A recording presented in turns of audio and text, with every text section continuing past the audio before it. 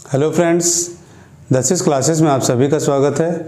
और आज हम लोग मुग़ल कालीन झारखंड करने वाले हैं, या झारखंड ड्यूरिंग मुग़ल पीरियड। ठीक है, पिछले क्लास में हमने देखा था कि सल्तनत काल में झारखंड में क्या क्या हुआ था या कैसे हुआ था। ठीक है, तो आज हम लोग देखने वाले हैं कि मुग़ल काल में झारखंड में क्या क्या हुआ था। ठीक है, लेकिन मुग़ल काल के सीधे शुरू करने से पहले उसका थोड़ा सा बैकग्राउंड देना चाहेंगे कि मुग़ल काल में कौन कौन से बादशाह वगैरह थे, और दूसरा कि अफ़गानों से उनका कौन कौन टेंशन था, तो अफ़गान कौन थे इसका बैकग्राउंड थोड़ा सा देना ज़रूरी है। तो वो देते हैं, उसके बाद प्रॉपर क्लास पे शुरू हो जाएगा। ठीक है, तो देखते हैं। तो मुग़ल वंश का संस्थापक था आपका बाबर। ठीक है, बाबर का बेटा हुमायूं के बाद अकबर के बाद जहांगीर, उसका बेटा शाहजहां के बाद औरंगजेब। तो मुख्य राजा यहाँ तक ख़त्म हो जाता है। इसके बाद जो आता है वो सब कमज़ोर राजा रहता है, और झारखंड के इसका प्रभार ना के बराबर पड़ता है। और लास्ट में बहादुर शाह जफर को अंग्रेज़ लोग रंगून निर्वासित कर देता है या भेज देता है, और वहीं पे रंगून या फिर बर्मा में क्या कहते हैं कि बहादुर शाह जफर का मौत हो जाता है। ठीक है, तो इस तरह मुग़ल बादशाहों का शासन इस तरह से ख़त्म होता है। मतलब ये आपका, हाँ, ये इतना तक है। लेकिन इसमें से आज जो करने वाले हैं, तो आज हम लोग यहाँ तक करने वाले हैं। बाबर, हुमायूं, शेरशाह, क्योंकि हुमायूं और अकबर के बीच में शेरशाह का भी काल आता है, और उसके बाद अकबर का काल है, क्योंकि मुग़ल काल में बहुत सारा काम हुआ है। मतलब तो इसलिए ये थोड़ा लंबा जैसे दो पार्ट में करते हैं। तो पहले पार्ट के हिसाब से बाबर, हुमायूं, शेरशाह और अकबर। ठीक है, तो झारखंड से जब संबंध आता है मुग़ल वंश का, तो यहाँ पे एक बहुत इंपॉर्टेंट चीज़ आता है कि ये लोग अफ़गानों से लड़ रहे थे।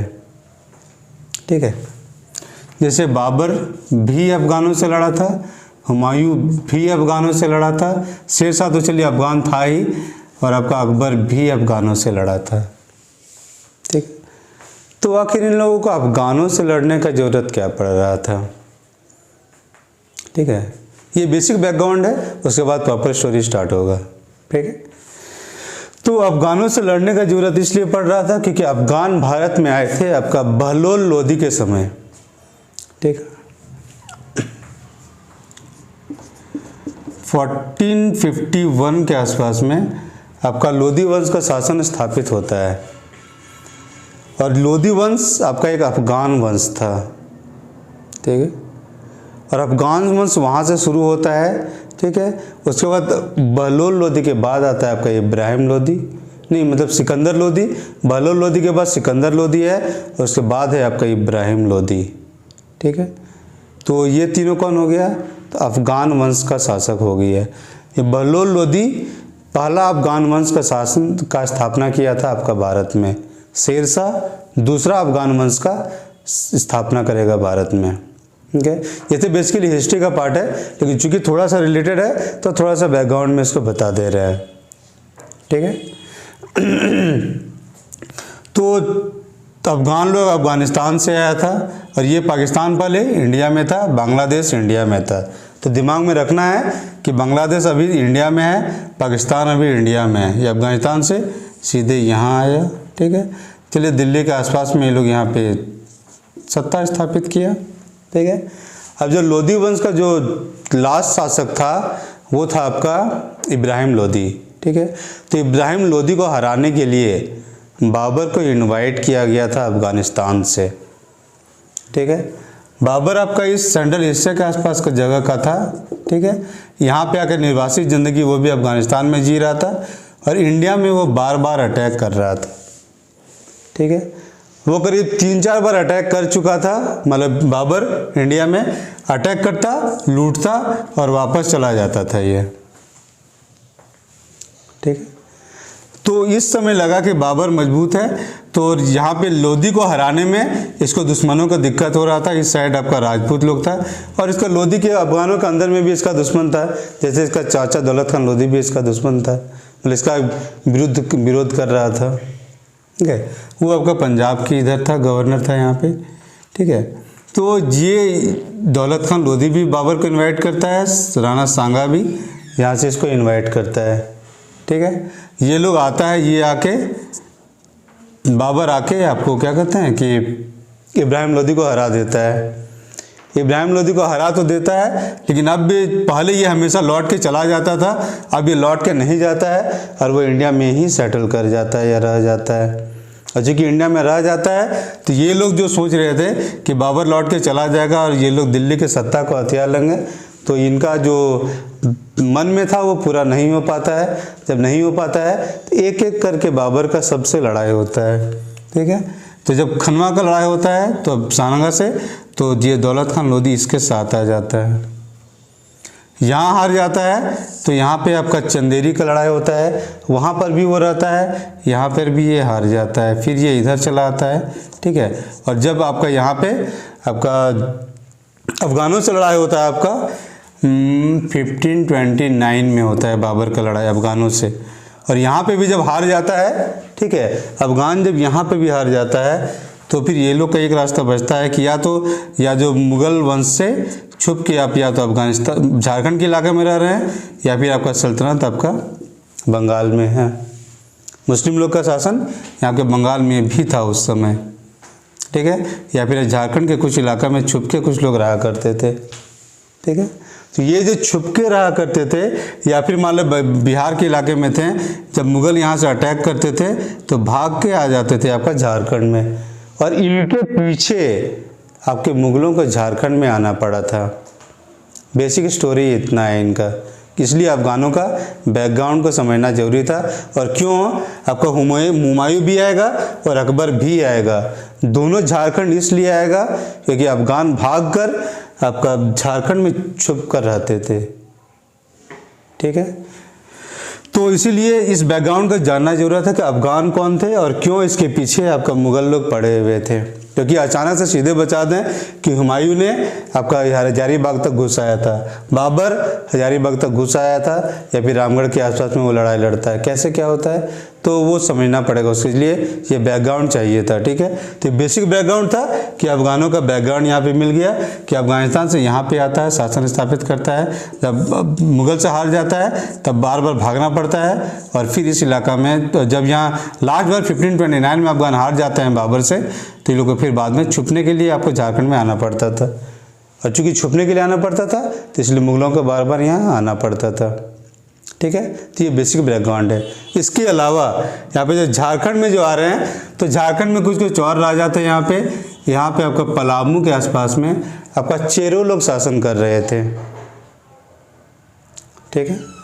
यहाँ पे कोई संथाल लोग, हजारीबाग खास में कोई संथाल लोग था जो कि बाद में भाग जाता है, तो उसका कहानी अलग जाएगा, ठीक है। तो हजारीबाग है और इधर मानभूम का इलाका है यहाँ पे, ठीक है। इधर आपका संथाल परगना पड़ गया, और फिर इधर आपका नागवंश का इलाका है, ये पूरा आपका नागवंश का इलाका है, नागवंश हो गया, यहाँ चेरो का हो गया, और ये इधर आपका सिंह वंश का हो गया, ठीक है। तो मेन ये 3 वंश, और तीनों को मुग़ल कैसे असर डालेंगे वहाँ पे, या क्या इफ़ेक्ट करेंगे, या कैसे संबंध इनका डेवलप होता है, उस चीज़ को देखना है हमें मुग़लों के संबंध में। मतलब झारखंड में क्या क्या मुग़ल कर रहे हैं, चेरो वंश के संबंध में, नागवंश के संबंध में, सिंह वंश के संबंध में। मेनली 3 हो गए। इधर आपका पंचायत का राजा हो जाएगा तो पंचायत वाला इधर आ जाएगा, ठीक है, तो उसके संबंध में भी देखना है। फिर यहाँ पे आपका साहिबगंज में आपका राजमहल है, तो राजमहल में ये लोग क्या करता है तो वो भी हमें देखना है, ठीक है। और राजमहल में आपका शेरशाह से लेके आपका अकबर से लेके आपका नीचे वाले शासक लोग भी कुछ ना कुछ वहाँ करते ही रहेंगे, तो देखते हैं कि वो लोग वहाँ क्या क्या करते हैं, ठीक है। तो बेसिकली आपको ये इसके रिलेशनशिप में आपको ये मुग़ल वंश को देखना पड़ेगा कि इन राजवंशों को कैसे वो असर कर रहा है, क्या कर रहा है, पहला इन राजवंशों को और दूसरा ये अफ़गानियों को। बेसिकली हमें इतना ही देखना है आपका मुग़ल क्या असर डाल रहे हैं आपका झारखंड पे, ठीक है। अब इसको मिटा के फिर से आगे पढ़ते हैं। तो अब देखते हैं कि बाबर, हुमायूं, शेरशाह और अकबर के समय में झारखंड में क्या हुआ था, ठीक है। तो बाबर के समय में झारखंड में कुछ नहीं हुआ था, ठीक है। वो जौनपुर के आसपास में जो शासक था, अफ़गान शासक यहाँ पे, मतलब ये झारखंड मान लिया है, तो जौनपुर का ये इलाका पड़ेगा, यहाँ पे जो आपका शासक था, ठीक है, तो उसी का अफगान शासक था और उसी का सेनापति था आपका हेमू, ठीक है। तो हेमू का युद्ध होगा आपका अकबर से, बेसिकली बाद में होगा, ठीक है। तो बेसिक ये जगह बता रहा है, तो इसी इलाका में बेसिकली जो अफगान लोग रहता था, इसको वो हरा दिया था। हराने के बाद अब बाबर और आगे नहीं बढ़ता और इधर झारखंड वगैरह में इसका कोई असर नहीं पड़ता है। तो बाबर के संबंध में आपको कुछ नहीं पढ़ना है, ठीक है। अब मुगल साम्राज्य को बाबर का आपका शासन था आपका 1526 से लेके 1530 तक, ठीक है। हुमायूं का था आपका 1530 से 40 तक, ठीक है। जो 1530 से 40 के बीच में हुमायूं अपने साम्राज्य को फैलाने की कोशिश करता है और उस कोशिश के चक्कर में आपका उसका शेर शाह के साथ भी टक्कर होता है। पहला शेर शाह एक अफगानी था, वैसे उससे भी टक्कर होता है, और दूसरा कि उससे शेर शाह से पहले भी कुछ लोग अफगान थे, तो वो लोग यहाँ पे भाग के आ जाया करते थे, ठीक है। अब चूंकि भाग के आ जाया करते थे तो इसलिए उसका पीछा करने के लिए हुमायूं सिर्फ एक बार झारखंड में घुसा था, और वह हजारीबाग के इलाका में एक भुरकुंडा का इलाका है। भुरकुंडा अभी आपका रामगढ़ में पड़ता है, ठीक है। जो पतरातू वैली है, पतरातू वैली के जस्ट उसी के थोड़ा सा आगे या बगल में कर लीजिए, वहाँ पे आपका भुरकुंडा पड़ता है। तो वहाँ तक वो पहुँचा था आपका अफगानों का पीछा करते हुए, ठीक है। तो हुमायूं के संबंध में बस इतना ही है कि हुमायूं सिर्फ कहाँ तक आया था, तो भुरकुंडा तक आया था।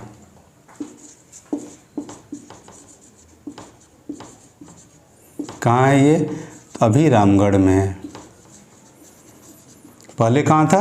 तो हजारीबाग में था, ठीक है। बुक में आपको हजारीबाग मिलेगा, लेकिन हजारीबाग चूंकि टूट के आपको इसी से रामगढ़ निकला है, तो वर्तमान में आपका भुरकुंडा रामगढ़ में है। और इस जगह तक भुरकुंडा तक आपका हुमायूं अफगान का पीछा करते हुए आया था, ठीक है। तो अफगान हुमायूं के संबंध में हमें इतना ही जानना है। अब इसके बाद आते हैं कि शेर शाह के काल में कैसे क्या होता है, ठीक है।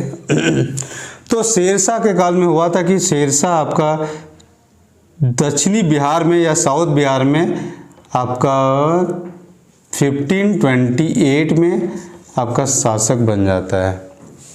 साउथ बिहार में, मतलब साउथ बिहार उसे शासक क्या कहिए, उससे कंट्रोल में आता है, ठीक है। तो शासक कंट्रोल में आ जाता है और ये हुमायूं आपका 30 में शासक बनता है।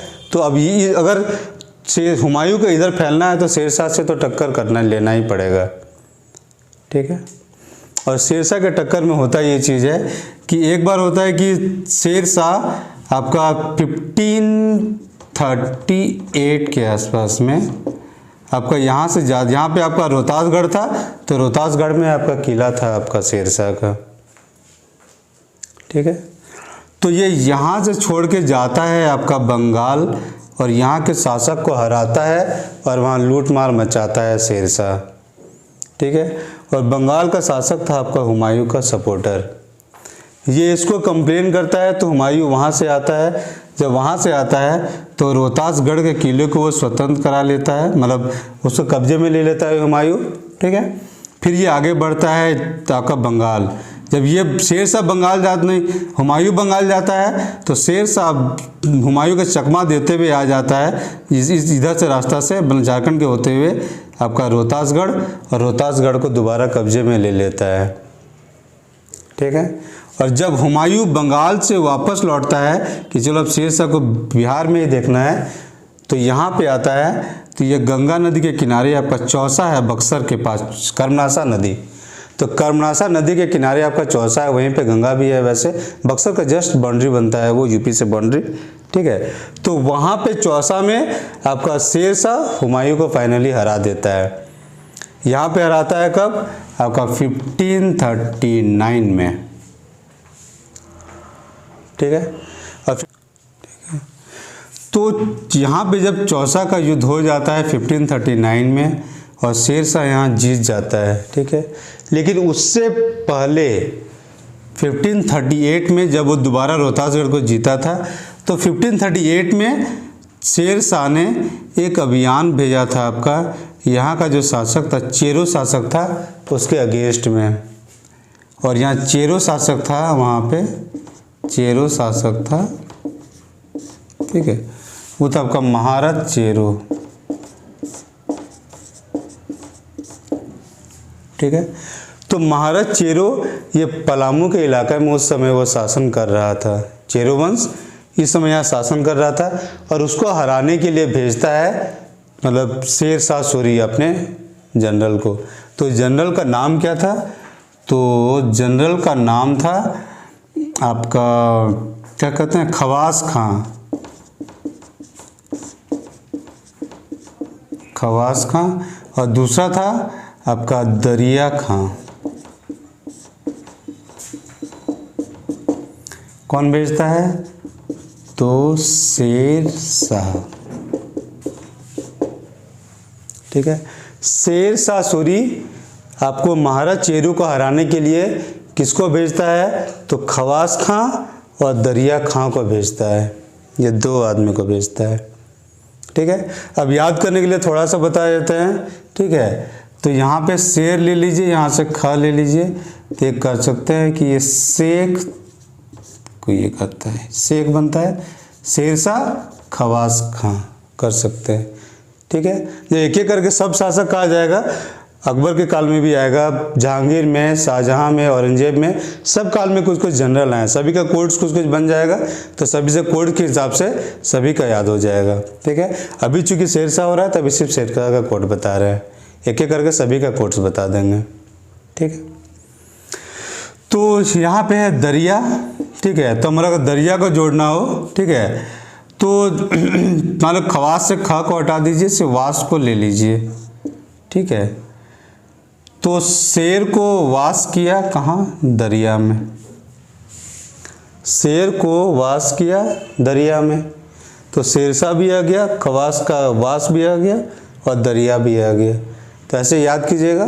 तो जब कन्फ्यूजन आएगा कि अकबर का कौन सा जनरल था, जहांगीर का कौन सा जनरल था, शाहजहां का कौन सा जनरल था, औरंगजेब का कौन सा जनरल था, तो उस समय ये डिफ्रेंशिएट करने में ये मदद करेगा अगर ये बना हुआ रहेगा। तो शेर से शेख कर सकते हैं, शेरशाह और खवास खां, ठीक है। खवास और मतलब खवा का खा हटा दीजिए, वास ले लीजिए। तो शेर को वास किया गया, मतलब धोया गया कहाँ? ना दरिया में धोया गया, ठीक है। तो शेरशाह खवास खां दरिया का आ जा रहा है। तो खवास खां और दरिया को किसको हराने के लिए भेजा था? तो महाराज चेरो को। महाराज चेरो कौन है? तो ये चेरो वंश का शासक है, इसको हराने के लिए भेजा था, ठीक है। अब है कि इसको हराने के लिए क्यों भेजा था, ये कारण बनता है, ठीक है। तो इसके लिए आपके चार कारण थे कि महाराज चेरो को हराने के लिए शेर शाह क्यों भेजा था, ठीक है। तो पहला कारण ये था कि आने जाने वालों को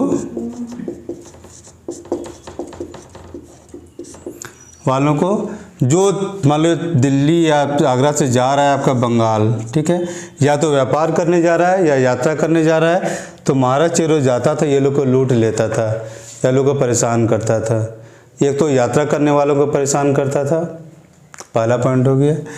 और दूसरा कि उसे किसानों को भी लूटता था।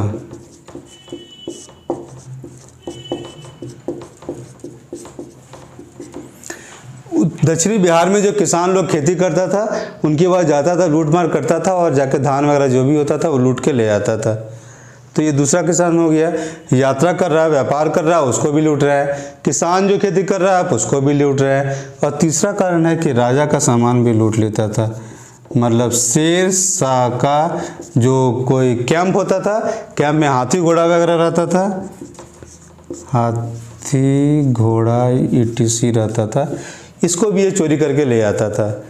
अब सीधे अगर शेरशाह जो राजा है वहाँ पर शासक है, उसका भी हाथी घोड़ा कैंप से चोरी कर लीजिएगा तो जाहिर है कि उसके सामान को धक्का पहुँच रहा है, ठीक है। 3 कारण हुआ। और चौथा कारण ये था कि इसके पास एक हाथी था, उसका नाम था श्याम सुंदर,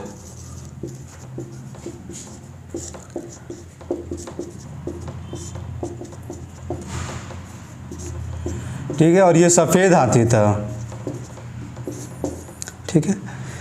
तो महाराज चोरों के पास एक हाथी था, वो सफ़ेद हाथी था, उसका नाम था श्याम सुंदर, और श्याम सुंदर बहुत सुंदर था, ठीक है। और जब ये बस जब इसका मस्त हो जाता था या जब इसका मन विचलित होता था तो किसी को ये टिकने नहीं देता था। कोई भी दुश्मन आए, कोई भी मारने आ रहा है, कुछ भी आ रहा है, किसी को टिकने नहीं देता था, ठीक है। तो चूंकि ये सब कुछ गुण था, वाइट था, तो जाहिर कि किसी को भी अट्रैक्ट करेगा अगर सफ़ेद हाथी है तो, ठीक है। तो इसको शेरशाह प्राप्त भी करना चाहता था। और जब महाराज चेरों को हरा के ये लोग ख्वास खां दरिया खां श्याम सुंदर को लेके जाता है शेरशाह के पास, तो शेरशाह बहुत खुश होता है और अपने लिए एक शुभ लक्षण भी मानता है कि ये शुभ है कि अब हम मुगल वंश को हरा सकते हैं, ठीक है। तो ये 4 कारण थे। आने जाने वालों को परेशान कर रहा था, किसानों को लूटता था, शेरशाह का हाथी घोड़ा वगैरह लूट के चोरी करके ले आता था, और श्याम सुंदर हाथी जो कि महाराज चेरों के पास था, बहुत सुंदर हाथी था, उसको शेरशाह प्राप्त करना चाहता था। और ये सब 4 कारण के लिए आपका शेरशाह ख्वास खां और दरिया खां को आपको पलामू भेजता है यहाँ पे अटैक करने के लिए, ठीक है। पलामू आता है तो महाराज चेरो ज़्यादा संघर्ष नहीं कर पाता है और फिर ये सरेंडर कर देता है, और ये गिफ्ट के साथ बहुत हाथी घोड़ा वगैरह गिफ्ट देता है और सबको उस गिफ्ट के साथ भेज देता है आपको क्या कहते हैं शेरशाह के पास, ठीक है। तो इतना ही कहानी था आपका शेरशाह के काल में, इतना ही हुआ था मतलब। अब इसके आगे देखते हैं कि अकबर काल में झारखंड में क्या क्या हुआ था। तो अकबर के शासन काल में हम देखते हैं कि झारखंड में 6 काम हुआ था, ठीक है। पहला काम हुआ था कि अफगानों के विरुद्ध यहाँ पे मतलब अकबर आया था, अकबर का सेना आया था, ठीक है। दूसरा नागवंश को उसने कैसे असर किया था, चेरो वंश को कैसे असर किया था, सिंह वंश को कैसे इफेक्ट किया था, ठीक है। हजारीबाग मानभूम से होते हुए ये उड़ीसा पे कैसे अटैक करता है, और राजमहल में इसने क्या किया था, ठीक है। तो यहाँ पे उसका अकबर का 2 जनरल आता है, एक है आपका शहबाज खान और दूसरा तो मान सिंह। ये 4 जगह मान सिंह है, एक जगह शहबाज खान है, और यहाँ पे मुगल सेना है, ठीक है।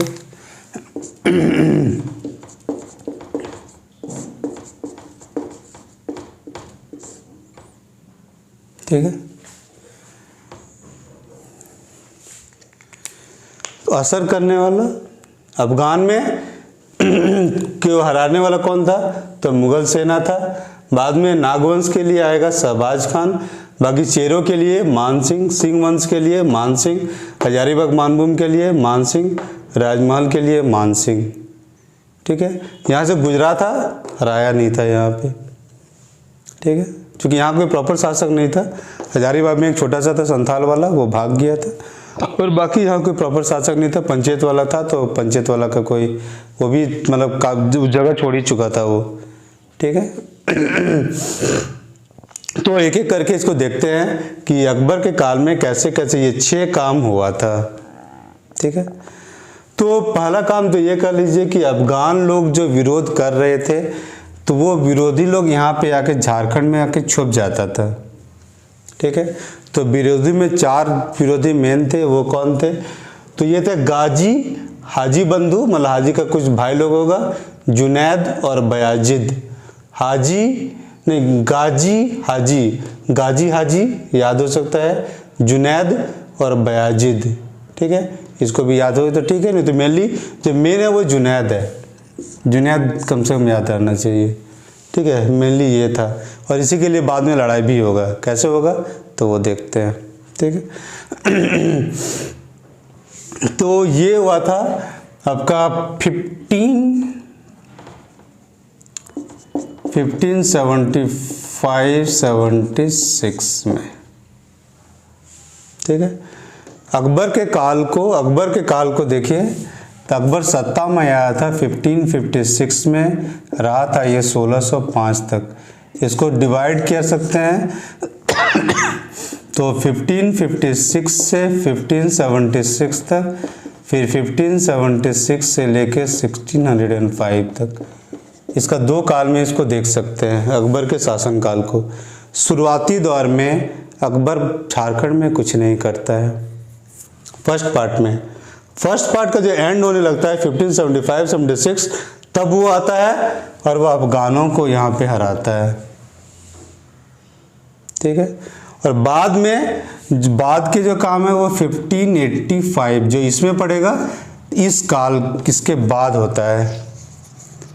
उसके बाद ये मान सिंह को भेजता है और मान सिंह को भेज के आपको मान सिंह को शहबाज खान दोनों को भेजता है, और नागवंश, चेरोवंश, सिंहवंश, हजारीबाग, मानभूम और राजमहल, यहाँ पे जो जो काम होता है वो 1585 के बाद होता है आपका।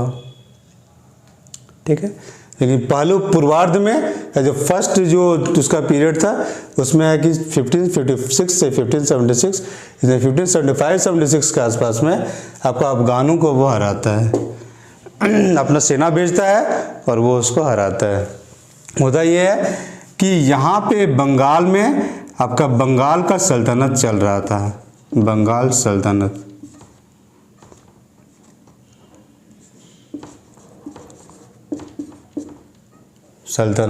ठीक है,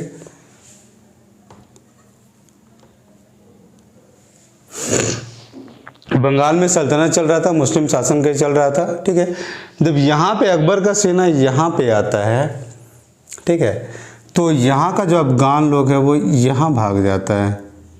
ठीक है, और उसमें था ये टुकारोई या टकोरई, ये जो उत्तरी उड़ीसा का जो ये इलाका है यहाँ पे टुकारोई या टकोरई का युद्ध होता है। कहीं पे आपको टकरोई मिल जाएगा, कहीं टुकारोई मिल जाएगा, जहाँ जैसे मिले। ठीक है, तो वो गूगल भी कीजिएगा तो आपको टुकारोई टाइप का कुछ मिलेगा कि टुकारोई का युद्ध हुआ था, और युद्ध हुआ था यहाँ उड़ीसा में। बंगाल से भाग के ये लोग इधर आ जाता है तो यहाँ पे इसका लड़ाई होता है। यहाँ पे कौन हारता है, तो यहाँ पे जुनैद हारता है।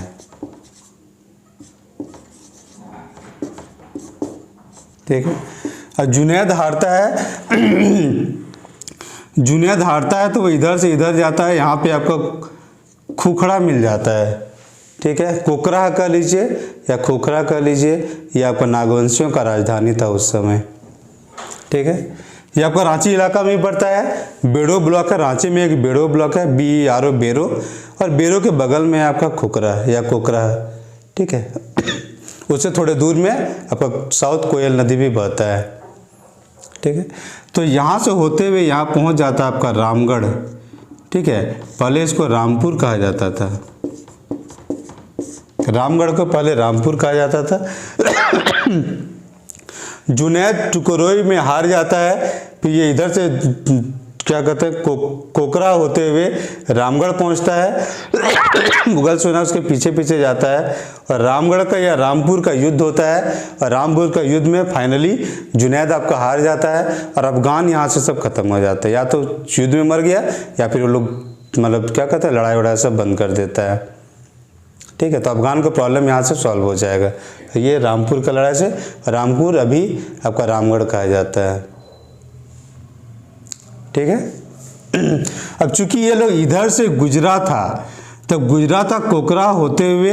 ठीक है, तो कोकरा होते हुए गुजरा था, यानी नागपुरियों नागवंशियों का राजधानी से होते हुए गुजरा था। तो इसके राज्य की जो समृद्धि है, जिसके राज्य के समृद्धि को देखा था। ठीक है, और बाकी जो शंख नदी में जो आपका क्या कहते हैं कि आपका हीरा पाया जाता है, तो हीरा के बारे में भी इसको जानकारी मिलता है, तो वो सब के बारे में जानता है। तो अकबर यहाँ पे अट्रैक्ट होता है कि उसको नागपुर पे आपका नागवंश को इसको हरा के इसको कंट्रोल में लेना चाहिए इस जगह को। ठीक है, और इस जगह पे कंट्रोल कब लेता है, जब वो अपना उत्तर भारत में जो अकबर का या जो इधर पाकिस्तान के अफगानिस्तान से संबंधित जो भी चीज़ चल रहा था उसको वो सब सेटल कर लेता है, कंट्रोल कर लेता है। उसके बाद वो पूर्वी भारत पर ध्यान देता है, और जब इधर ध्यान देता है तो 1585 के बाद 1585 में खास करके आपको शहबाज खान को भेजता है यहाँ पे। ठीक है, लेकिन अकबर जो भेजता है यहाँ पे झारखंड नागवंश को हराने के लिए सिर्फ एकमात्र कारण धन नहीं था। ठीक है, पहला तो एक कह सकते हैं अफगान लोग से प्रॉब्लम हो रहा था, तो अफगान लोग को प्रॉब्लम को सेटल करने के लिए आपको वो चाहता था कि इस इलाका में कंट्रोल हो जाएगा झारखंड के इलाका में, तो आपका अफगानियों से प्रॉब्लम नहीं होगा। ठीक है, और दूसरा हो जाता है कि धन वाला तो हो ही जाता है वैसे कि अगर इधर आ जाए तो पैटी हीरा या मिल जाए या धन मिल जाएगा तो अच्छा चीज़ है। तीसरा है कि वो साम्राज्यवादी शासक था। अकबर ने पूरे उत्तर भारत में शासन को फैलाया था, ठीक है। तो जाहिर है कि इस इलाका में भी चाहे कि उसका शासन स्थापित हो जाए, तो उस चीज़ के लिए भी उसने झारखंड पर अटैक किया था। तो साम्राज्यवाद भी एक कारण था। एक कारण अफगान, दूसरा कारण साम्राज्यवाद, तीसरा कारण धन की प्राप्ति, ठीक है। और चौथा कारण एक और बनता है कि इधर से दक्षिण जाने का एक रास्ता और खुल सकता था, दक्षिण भारत जाने के लिए, ठीक है। एक रास्ता था ही कि उड़ीसा, मतलब बंगाल उड़ीसा होते हुए साइड से चला जाएगा। दूसरा अगर यहाँ से खुल जाए तो कोई दिक्कत का चीज़ नहीं था, तो दक्षिण भारत जाने का एक और रास्ता खुल सकता था। तो ये भी एक कारण था कि वो चीज़ झारखंड पे वो कंट्रोल चाहता था, और इसीलिए वो नागवंश पर अटैक करता है। और नागवंश पर अटैक करने के लिए सबसे पहले वो किसको भेजता है, तो भेजता है शहबाज खान को, शहबाज, ठीक है। और शहबाज खान का नाम याद रखने में दिक्कत हो सकता है, तो इसको ऐसे कर सकते हैं कि शहबाज को आप अरबाज से याद कर सकते हैं, अरबाज। तो ये अरबाज खान में भी आपको याद हो। अरबाज खान कौन है, तो अरबाज खान आपका सलमान खान का भाई है, ठीक है। तो अरबाज याद रहेगा, तो अरबाज एक और चौथा भाई आप मान से कर लीजिए कि सलमान खान लोग 3 नहीं 4 भाई है, और अरबाज का भाई एक और था, वो था शहबाज, ठीक है। तो उस हिसाब से भी याद रख सकता है अरबाज का शहबाज। तो ये शहबाज खान को अकबर भेजता है, ठीक है। 2 को भेजा था अकबर, एक शहबाज को, मतलब अरबाज का भाई कह लीजिए शहबाज, और दूसरा कि मान सिंह को। तो ये 2 जनरल को भेजा था, ठीक है। शेरशाह ने किसे भेजा था, खवास खां और दरिया खां। शेरशाह ने खवास खां और दरिया खां को भेजा था। अकबर ने 2 जनरल किसे किसे भेजा, तो शहबाज खां और मान सिंह, शहबाज खां मान सिंह, ठीक है। तो शहबाज खान आपका ये कोकरा के इलाका में आता है, और यहाँ पे आके यहाँ के राजा को यही हरा देता है, ठीक है। और उस समय यहाँ का राजा था आपका मधुकरण शाह, मधु सिंह, कहीं कहीं आपको मधु सिंह मिलेगा और कहीं कहीं आपको मधुकरण शाह, मोस्टली आपको मधुकरण शाह ही मिलेगा। तो मधुकरण शाह को शहबाज खान हरा देता है, ठीक है। और यहाँ से उसको बहुत सारा गिफ्ट वगैरह मिलता है, ठीक है। तो लेके जाता है और वो सुपुर्द भी करता है। और मधुकरण की एक चीज़ और है कि अकबर के सामने इसको पेश भी किया जाता है बंदी बना के। तो अकबर इसका जो बोलने का तरीका बहुत अच्छा मीठा बोलता था, और दूसरा कि बहुत शक्तिशाली था। तो इसके शक्ति से प्रभावित होके और इसका बात व्यवहार से प्रभावित होके अगर बोलता है कि ठीक है, मुझे तुम्हारे राज्य पे कब्जा नहीं करना है, तुम राज करो वहीं पे, लेकिन बस टाइम पे मुझे कर देते रहना, ठीक है। और उस चीज़ को आपका मधुकरण शाह मानता है, और फिर बाद में रेगुलर उसको कर देना स्वीकार कर देता है, मतलब देते रहता है अकबर को, ठीक है। तो इस तरह से आपका इसका प्रॉब्लम सॉल्व हो जाता है, मधुकरण शाह का ये सॉल्व हो जाता है,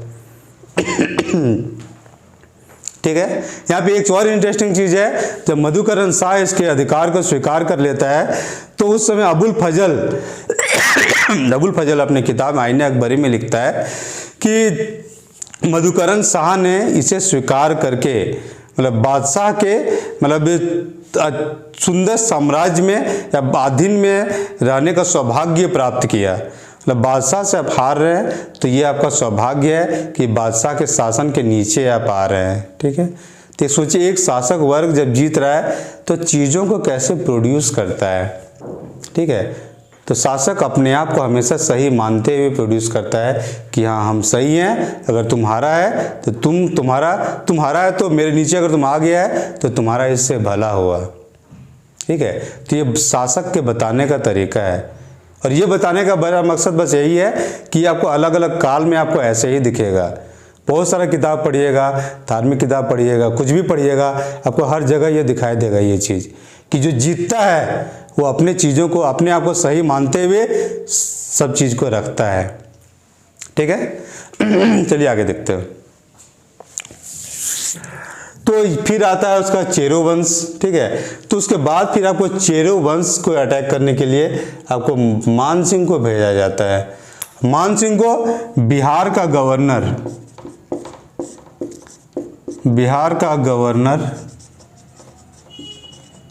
ठीक है।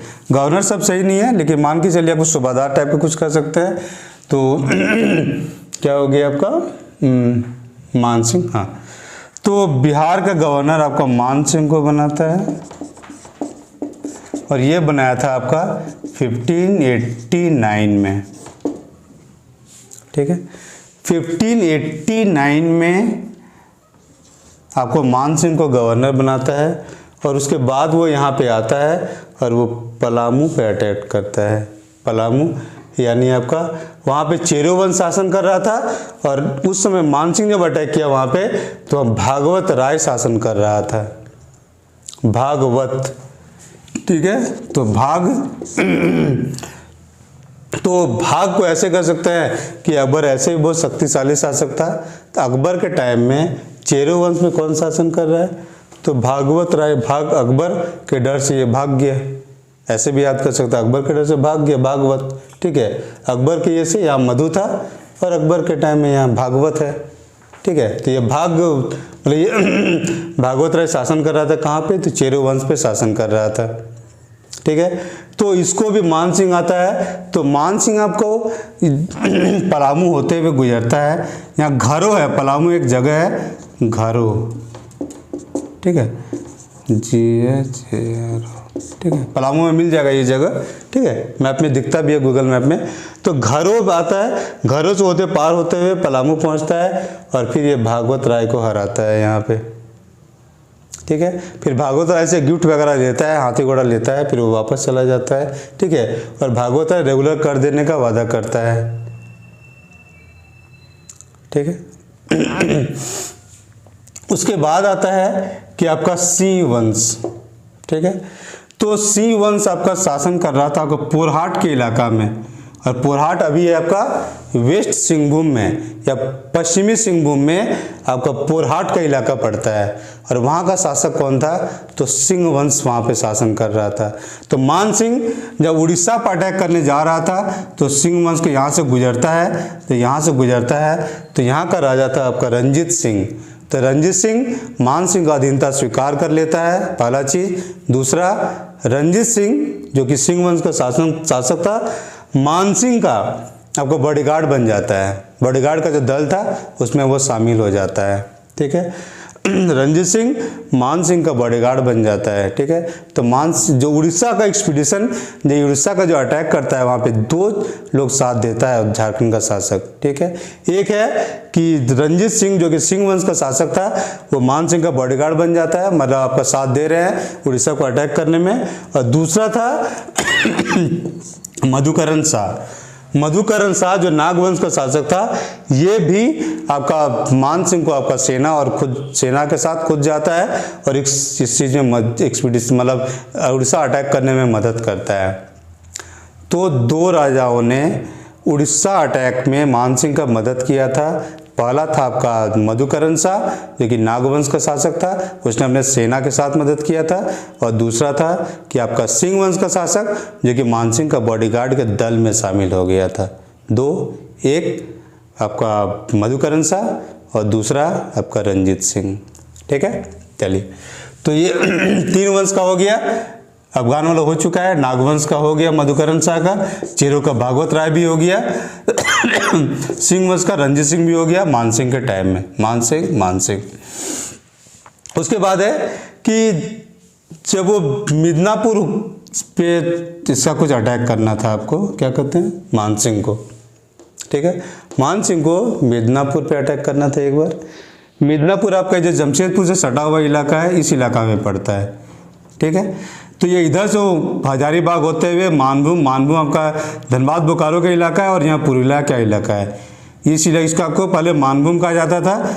तो हजारीबाग और इस इलाका से होकर गुजरते हुए जब यहाँ पहुँचता है तो यहाँ पे उसको कुछ टूटा हुआ मंदिर और मूर्ति सब दिखता है। और ये सब मैंने बताया था जब बख्तियार खिलजी के बारे में बताया था कि वो जब इस रास्ते से गुजरा था तो बहुत सारे मंदिर से मूर्तियों को तोड़ते हुए गया था वो, ठीक है। तो मानसिंह जब आता है तो यहाँ पे तेलकुपी है, यहाँ पे पुरुलिया के इलाके में तेलकुपी, अगर पंचेत डैम है उसी के पास गांव है, वहाँ पे पड़ता है। परा आपका वही पुरुलिया में ही एक परा नाम का गांव पड़ता है जगह, ठीक है।